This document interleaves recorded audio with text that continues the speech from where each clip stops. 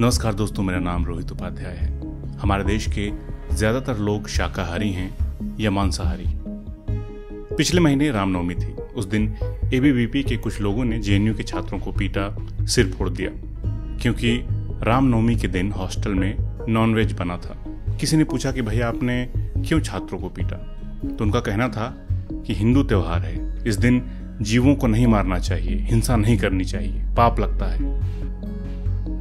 यह हिंसा की बात वो भाई लोग कर रहे थे जो थोड़ी देर पहले ही कई छात्रों का सिर फोड़कर फारिग हुए थे।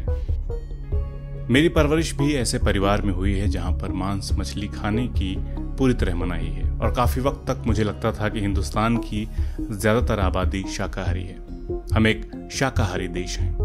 लेकिन साल 19 से 2021 के बीच किए गए नेशनल फैमिली हेल्थ के सर्वे से जो आंकड़े मिले हैं वो एकदम उलट कहानी बयां करते हैं। सर्वे में 15 से 49 साल तक के सिर्फ 16.6% पुरुष ही ऐसे हैं जो किसी तरह के मांस का सेवन नहीं करते हैं। सिर्फ 16.6% पुरुष।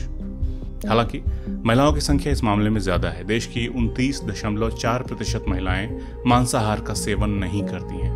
शाकाहारी महिलाओं की संख्या इसलिए ज्यादा है क्योंकि हमारे देश में महिलाओं को बहुत कम आज़ादी मिलती है बाहर जाने की, रेस्टोरेंट्स में खाने की। अगर घर में मांस खाने की मनाही है तो ये रूल भी ज्यादातर महिलाओं, बेटियों पर ही लागू होता है। लड़के बाहर जाते हैं, चिकन तोड़कर चले आते हैं। खैर, ये अलग मसला है, इस पर कभी अलग से बात करेंगे।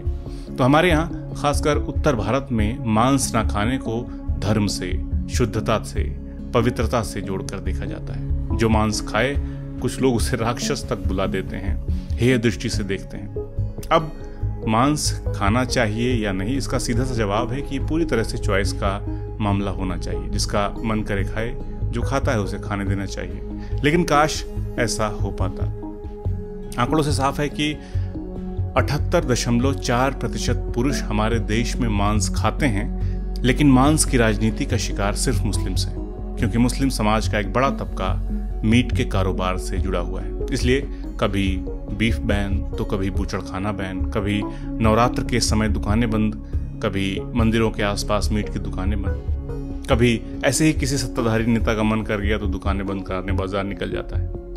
क्या इस देश में सिर्फ नॉन वेजिटेरियन लोग ही रहते हैं जिनका कल्चर थोड़ा अलग है? उनको अपनी मर्जी से खाने पहनने का अधिकार भी नहीं है। वो क्या खाएंगे, उनके लिए ऐसे पैमाने तय करना उनके मौलिक अधिकारों पर हमला नहीं है, संविधान पर हमला नहीं है। और सबसे बड़ा सवाल कि जब इस देश के लगभग 80% लोग मांस खाते हैं तो किस मुंह से ये देश, ये समाज मांस की राजनीति करता है?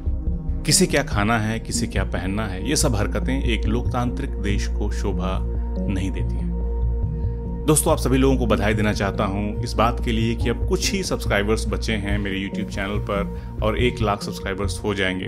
तो अगर अभी तक आपने चैनल सब्सक्राइब नहीं किया है तो प्लीज़ जल्दी जाकर के चैनल को सब्सक्राइब कीजिए, ताकि जल्दी से जल्दी मेरे चैनल पर 1 लाख सब्सक्राइबर्स पूरे हो सकें। बहुत शुक्रिया।